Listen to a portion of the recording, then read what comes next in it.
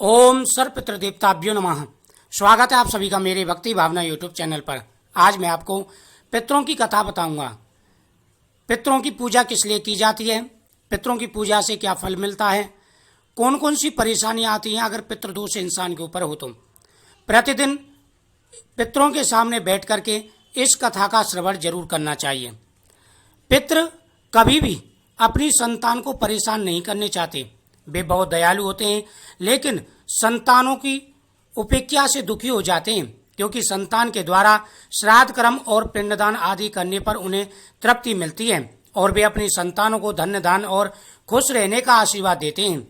पितृ ये नहीं चाहते कि उनकी संतानें उनको तृप्त करने के लिए बहुत कुछ करें।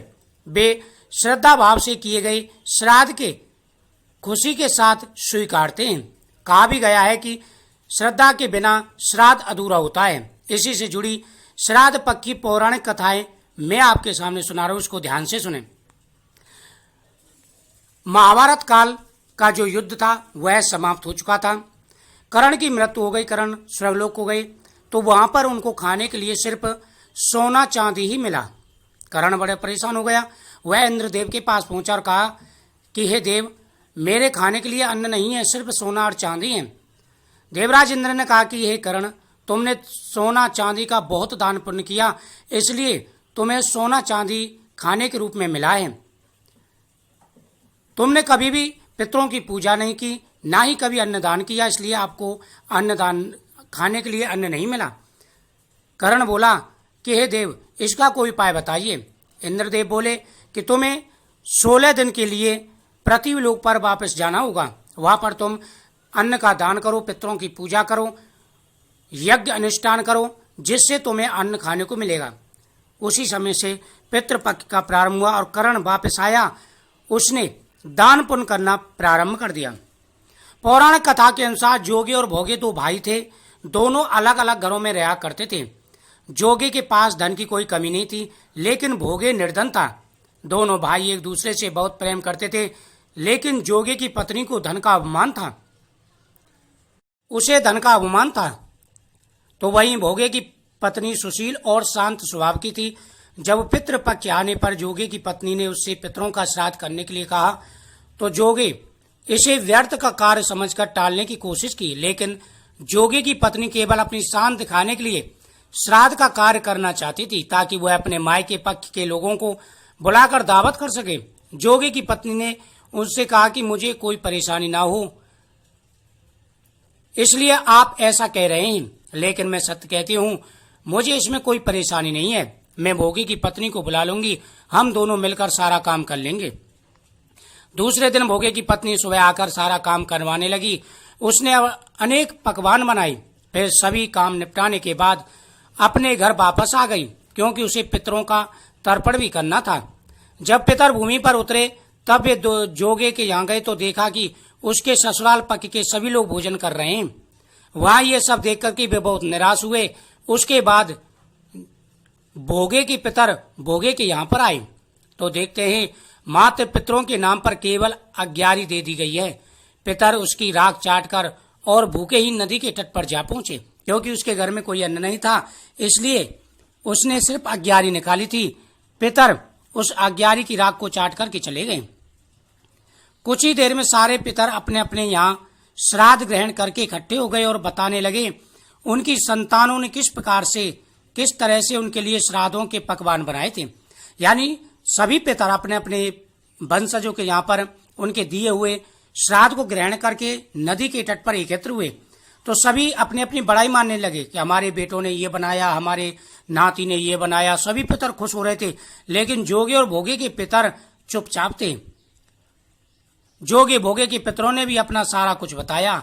उन्होंने सोचा अगर भोगे निर्धन न होता, श्राद्ध करने में समर्थ होता, तो शायद उन्हें भूखा नहीं रहना पड़ता, क्योंकि भोगे के घर में तो खाने के लिए 2 वक्त की रोटी भी नहीं है। ये सारी बातें सोचकर पितरों को भोगे पर दया गई। अचानक वे नाच नाच कर गाने लगे, भोगे के घर में धन हो जाए, भोगे के घर में धन हो जाए।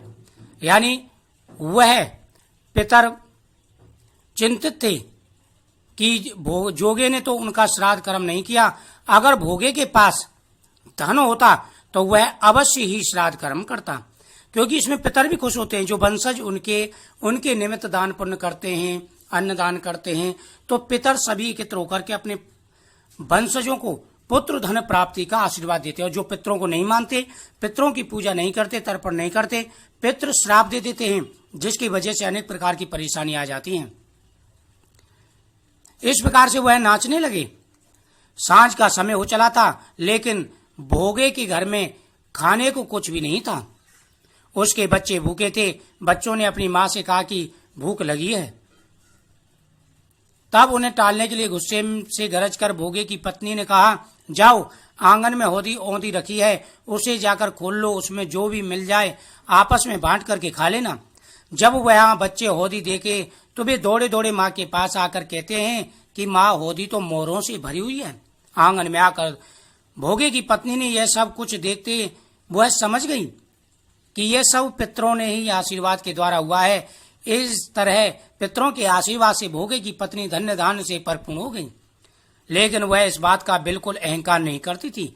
अगले बरस पूरी श्रद्धा भाव के साथ भोगे एवं उसकी पत्नी ने पितरों का श्राद्ध करते हुए भोगे की पत्नी ने पितरों के निमित्त 56 प्रकार के व्यंजन तैयार किए।